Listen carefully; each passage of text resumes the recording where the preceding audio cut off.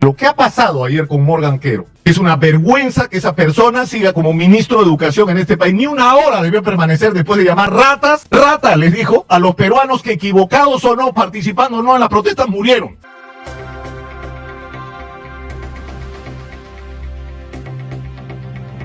El día de ayer, el señor ministro de Justicia, que según todos los indicios será el nuevo presidente del Consejo de Ministros, pero que ahora de alguna manera ha empezado a actuar como vocero del gobierno de la señora Dina Boluarte, ha continuado con la campaña que el gobierno ha lanzado alrededor de la pena de muerte. Es decir, todos estamos indignados por el asesinato de esta criatura y todos compartimos el mismo sentimiento de que esto merece el mayor de los castigos. Y cada uno de nosotros, creo, sobre todo aquellos que tenemos hijas, tenemos sentimientos muy fuertes con respecto a estas situaciones. Es decir, ¿qué haríamos nosotros que estuviéramos expuestos a una situación como esta? Y por supuesto que la respuesta es la más brutal que uno pueda imaginar. Yo no quiero ni pensar de lo que yo mismo sería capaz de hacer si le hacen daño a alguna de mis hijas. Pero esto plantea la discusión sobre cuán eficiente es la pena de muerte para enfrentar a estos criminales extremos. Y para eso tenemos la experiencia no solo de su aplicación en el Perú, sino en el mundo. Y es una discusión que en este contexto puede resultar hasta legítima, si uno escucha la reacción y la indignación de la gente diciendo que lo que merecen estos miserables es la muerte. El problema es que cuando un sentimiento legítimo de la gente y una indignación absolutamente justa es convertida en insumo político para desviar la atención de los peruanos de los gravísimos problemas que atravesamos, de los cuales uno es este de la violencia contra las niñas, niños y adolescentes. Es decir, la gente del gobierno piensa que somos idiotas. Es decir, que pueden llevarnos de la nariz a que el país entero solo se preocupe por la pena de muerte para los abusadores de niños y niñas, de los asesinos de niñas. Y que nos olvidemos de los problemas gravísimos que está atravesando nuestra sociedad. Estamos viviendo en un país donde la crisis de inseguridad es insostenible. Y donde lo que debería ser el primer instrumento, el instrumento fundamental para enfrentar esta crisis de inseguridad, que es la Policía Nacional, no solamente está manoseada hasta el extremo en términos políticos, es una institución irrespetada hace demasiado tiempo por los políticos, está desprofesionalizada porque se ha perdido la especialización que se tuvo cuando en el Perú existían la Guardia Civil y la Policía de Investigaciones, no tiene los instrumentos mínimos para enfrentar la guerra contra la criminalidad, y me refiero no solo a infraestructura, a vehículos, a comunicaciones, a armas, a lo más elemental que debería tener la policía para enfrentar a una criminalidad cada vez más rica, cada vez más sofisticada y más moderna. Pero tenemos además un gravísimo problema moral dentro de la Policía Nacional. Tenemos un cáncer en la Policía Nacional que hay que extirpar, que es el cáncer de la corrupción y el cáncer de la desmoralización. Policías que no están comprometidos con su función en la sociedad, y peor aún, policías que no solamente en el momento que enfrentan a una persona que ha cometido el delito, lo que están viendo es la posibilidad de hacer un negocio para sacar algo de dinero, y cuando vivimos en una situación en la que muchísimos trámites no proceden si no se pone billete de por medio, sino algo peor. Estamos enfrentando a policías que no solo te pueden coimear en la esquina por una infracción, sino policías que están involucrados en organizaciones criminales, es decir, que ya se pasaron al otro lado de la sociedad, que pasaron a ser los enemigos de la policía, pero están dentro de la policía, llevando el uniforme, ostentando grados, teniendo personal a su mando y tomando decisiones. Y no quiero decir con esto que esta sea la situación de la inmensa mayoría de las policías, porque no es verdad. Pues yo estoy convencido de que la mayoría de los policías no son así. Pero la desmoralización los arrastra a todos y ha terminado aceptándose una situación inaceptable.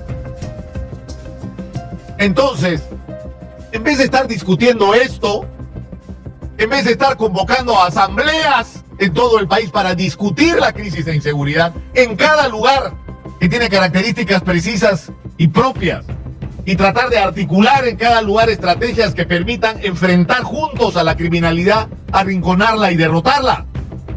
O en vez de hacer asambleas para discutir las obras que están abandonadas, los hospitales que están esperando años, las obras de agua potable que están esperando por décadas, las obras de irrigación, las obras de reconstrucción que año tras año están esperando sin hacerse.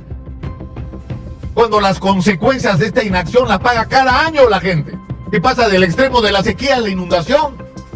Sobre eso no se hacen asambleas.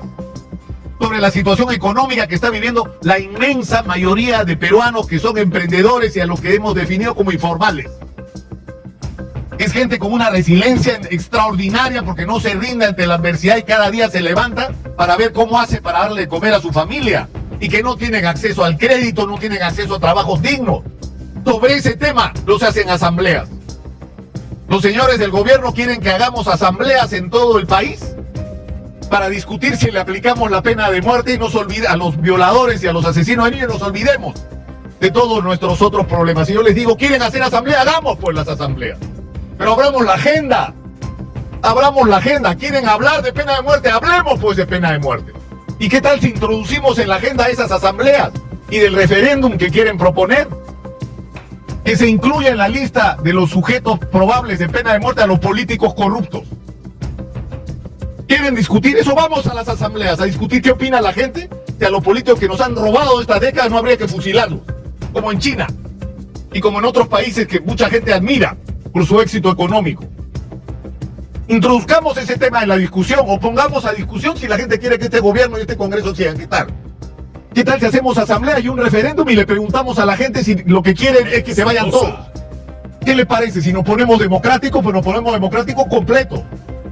¿Qué tal si le preguntamos a la gente si las leyes que están aprobando en el Congreso, muchas leyes de las que están aprobando en el Congreso, la única intención que tiene es blindar a los delincuentes, blindar a los corruptos, hacerles difícil su trabajo al sistema de justicia? ¿Qué tal si introducimos esto en la agenda? O sea, yo creo sinceramente que están llevando la situación a un punto insostenible. Es decir, yo creo que todos hemos hecho el esfuerzo de alguna manera, enfrentados a una situación que realmente no es la que quisiéramos. Todos o la inmensa mayoría de peruanos no queremos ni a Dina Boluarte ni a este Congreso de la República.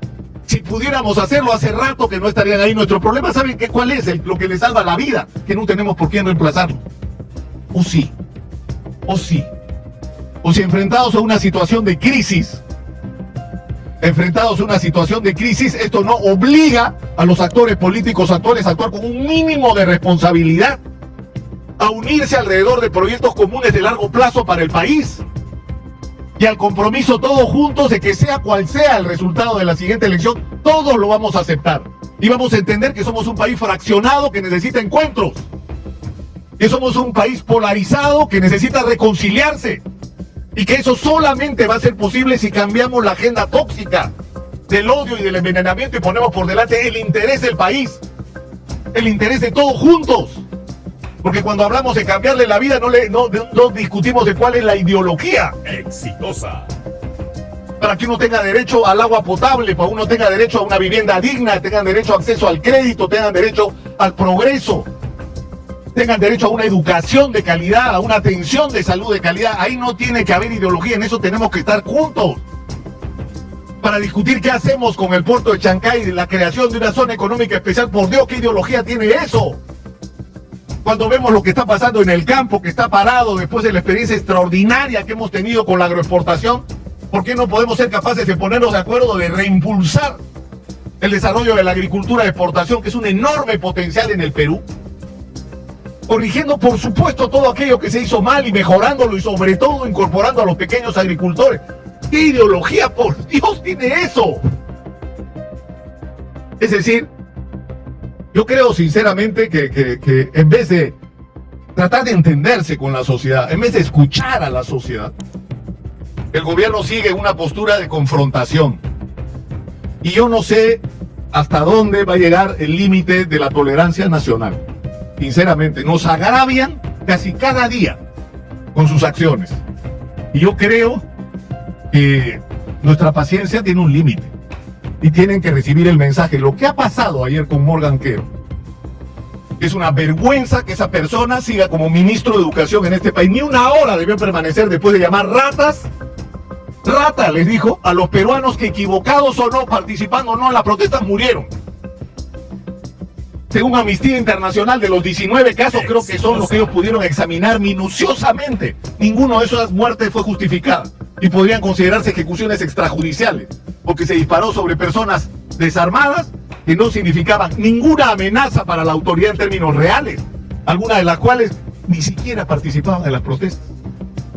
Y a esas personas, a la que, dicho sea de paso, la mayor parte de ellos votaron por la señora Dina Boluarte cuando iba del brazo con Pedro Castillo, a esas personas, a esos seres humanos, el señor Morgan Quero, ministro de Educación del Perú, que debería ser el ejemplo de la conducta moral, ética, del respeto, de la inclusión, o sea, los ha llamado ratas.